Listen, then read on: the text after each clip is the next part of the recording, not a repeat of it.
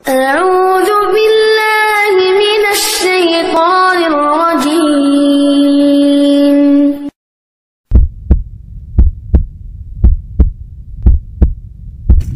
We are back.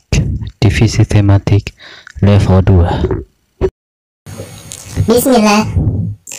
Assalamualaikum warahmatullahi wabarakatuh. Kembali lagi ke pelajaran tematik. Materi hari ini adalah bahasa Indonesia. Tema 7 yaitu kebersamaan. Dengan bahasan yang akan disampaikan yaitu adalah fabel dan kata sapaan. Sebelum itu kita mulai dengan doa sebelum belajar agar Allah beri kebaikan lagi rahmatnya. Rabbi zidni ilman warzuqni fahman. Diperhatikan, catat, dan dengarkan dengan baik-baik. Barakallahu fiikum. Sebelum kita mulai, ya kita fokusnya terlebih dahulu. Exo. Kumpulan huruf Y. Di antara huruf X ini ada 5 huruf Y. Ayo, anak soleh dan solehah, cari yuk. Waktunya terus berjalan. Ayo, anak soleh dan solehah, sudah menemukan 5 huruf Y-nya? Jika sudah, nanti dikabarkan ke gurunya masing-masing ya, anak soleh dan solehah. 5 detik lagi. Oke, barakallahu fikum. Bismillah, taib, kita masuk materi hari ini yaitu tentang fabel. Fabel adalah, ya anak soleh dan solehah, fabel adalah suatu cerita yang menceritakan kehidupan hewan yang berperilaku menyerupai manusia. Ataupun juga fabel adalah cerita fiksi atau khayalan belakang atau fantasi. Nah, fabel seperti itu. Selanjutnya, cerita fabel juga sering disebut cerita moral karena mengandung pesan yang berkaitan dengan moral.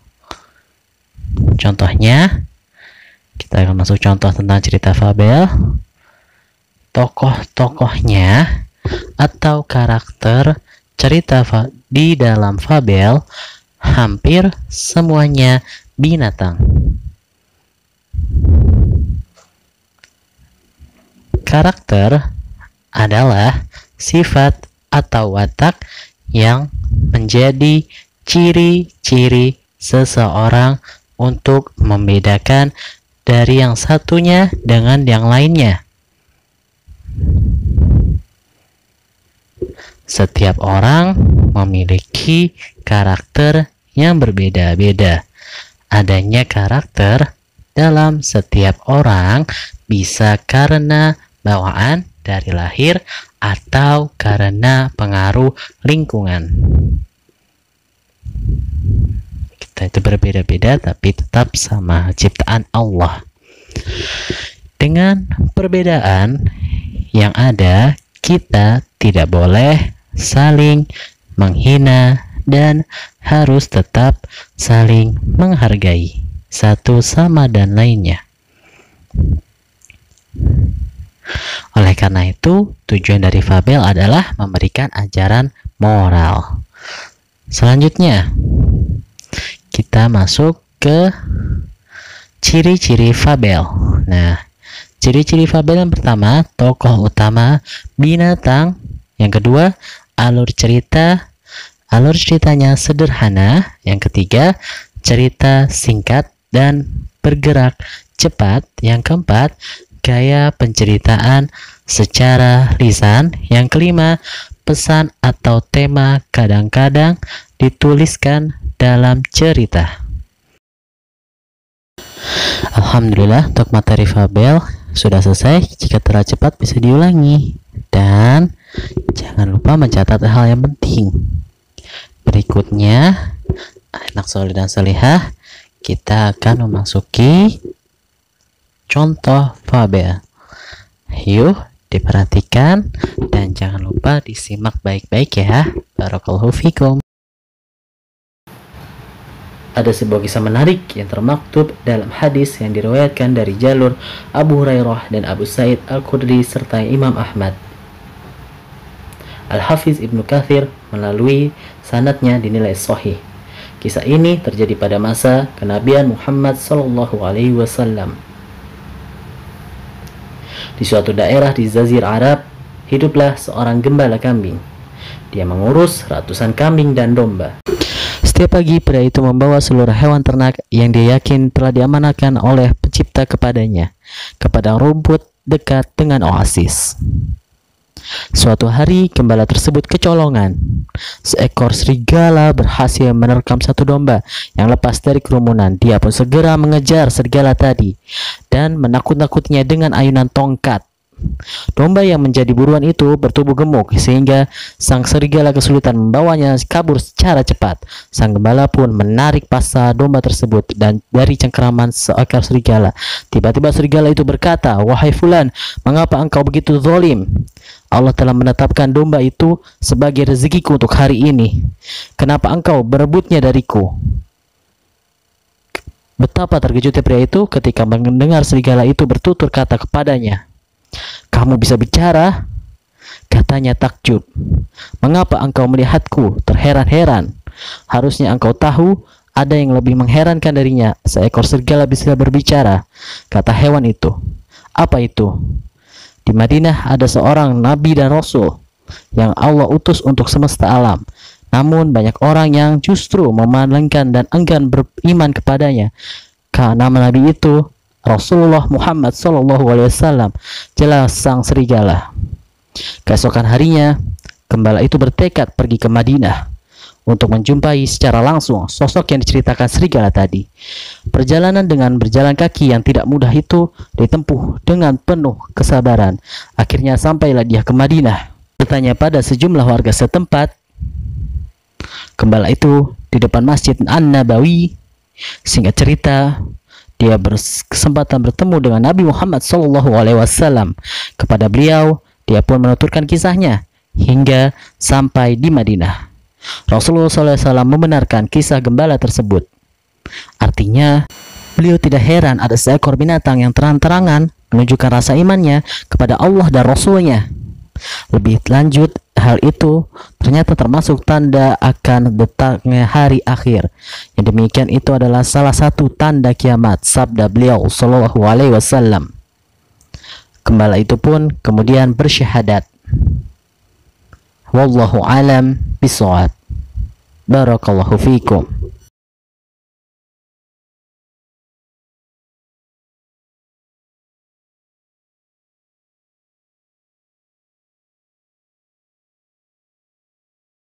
Cerita selanjutnya berkisah tentang seekor unta yang mengadu kepada Rasulullah SAW.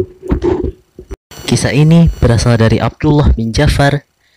Ia mengatakan, pada suatu hari Rasulullah SAW pernah memboncengiku di belakang beliau.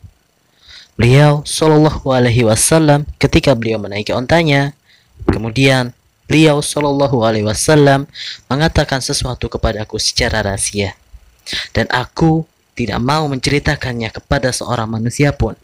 Kemudian yang paling disukai oleh Rasulullah SAW untuk menutup dirinya agar tidak terlihat oleh manusia, itu pada ketika buah hajat, yaitu sesuatu yang tinggi adalah pohon atau pohon-pohon kurma yang kecil.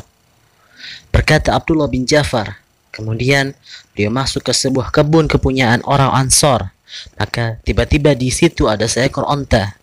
Maka tatkala onta itu melihat Nabi SAW, seketika onta itu menangis terisak-isak dan mengalirlah air matanya. Maka Nabi SAW segera menghampirinya. Kemudian beliau SAW mengusap punggungnya. Maka berhentilah onta itu dari tangisnya.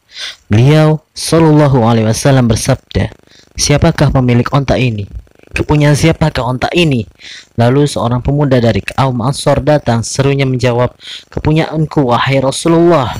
Beliau Shallallahu Alaihi Wasallam bersabda kepada pemuda itu, tidaklah engkau takut kepada Allah Azza wa Jalla pada binatang yang Allah telah memberikan kekuasaan kepadamu untuk memilikinya ini. Sesungguhnya onta ini telah mengadu kepadaku. Sungguh engkau telah membuatnya lapar dan lelah. Hadis sahih diriwayatkan Abu Daud nomor 2549 dan Hakim jilid 2 halaman 99 sampai 100. Wallahu a'lam bishawab. Barakallahu fikum. Selanjutnya, setelah kita menyaksikan tentang fabel, materinya selanjutnya adalah tentang kata sapaan.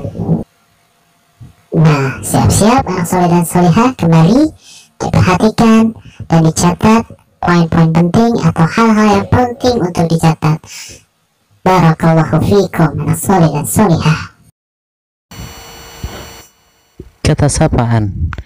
Kata sapaan dalam bahasa Indonesia ya adalah kata sapaan adalah kata yang digunakan untuk menegur sapa orang lain, orang yang diajak berbicara, baik orang kedua atau menggantikan nama orang ketiga. Nah, selanjutnya kata sapaan ini harus ditulis dengan huruf kapital, baik dalam kalimat dialog maupun di narasi atau deskripsi. Perhatikan aturan penulisan kata sapaan ditandai dengan huruf miring. 1.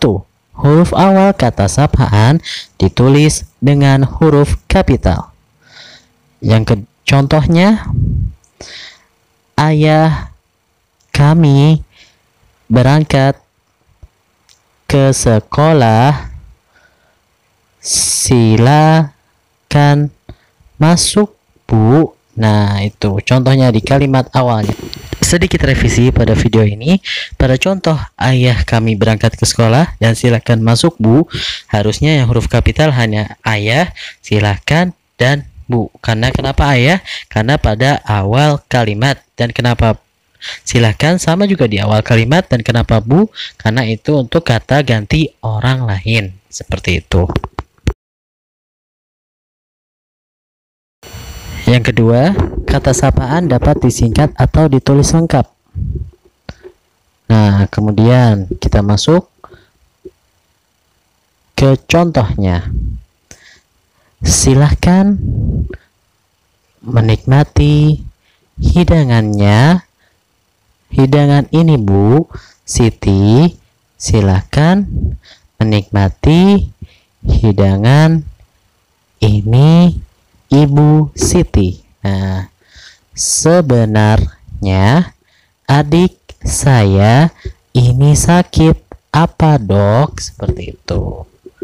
Kemudian yang ketiga, bentuk sapaan ditulis dengan diikuti atau diawali tanda koma.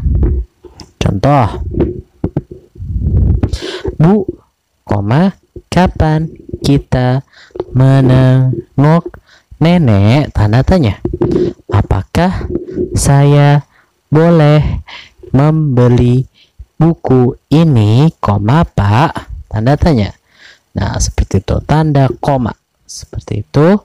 Yang keempat, menggunakan kata sapaan yang baik dan tidak menyakiti orang lain. Contoh, bacaan Al-Qur'anmu bagus, koma, Ahmad yang soleh, titik. Contoh kalimat yang mengandung kata sapaan, seperti yang di atas. Baik. Seperti itu. Dan yang terakhir, bisa diperhatikan tabel ini ada kalimat, ada kata sapaannya. Kita masuk ke dalam tabel. Yang pertama, Assalamualaikum Zainab dan Fatimah, silakan masuk. Sapa Aisyah. Kata sapaan ini kepada Zainab, dari Zainab untuk Aisyah. Kemudian, terima kasih pudingnya Bu, kata anak-anak. Nah, kata sapaan di sini adalah Bu. Kemudian, yang ketiga, ayah kapan kita pergi berlibur? Nah, kata sapaannya ini adalah untuk ditunjukkan kepada ayah. Keempat, Bunda, aku berangkat sekolah dulu ya.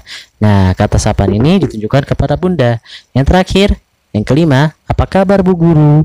Murid bertanya. Nah, kata sapaan ini untuk Bu Guru. Barakallahu fikum. Alhamdulillah, untuk materi hari ini sudah selesai. Nantinya bisa diulangi video yang sudah di-share. Kita sudah belajar tentang tema 7, fabel dan kata sapaan. Kita tutup dengan doa kafaratul majlis. Subhanaka Allahumma wa bihamdika asyhadu an la ilaha illa anta astaghfiruka wa atubu ilaik. Semoga bermanfaat. Barakallahu fiikum. Izin undur diri. See you later. Assalamualaikum warahmatullahi wabarakatuh. ألف باء تاء ثاء جيم حاء خاء دال ذال راء زاي سين شين صاد ضاد طاء عين غين فاء قاف كاف لام ميم نون هاء واو ياء ياء هذه حروف الهجاء sangat lama roh padanya. Seperti itu Salih dan Salihah. Antara siapa pengirannya rada harus sesuai. Yang ketiga, ekspresi atau pandangan air muka. Air muka itu apa? Air muka itu ekspresi wajah atau mukanya. Harus sesuai dengan isi puisinya Salih dan Salihah. Harus ingat.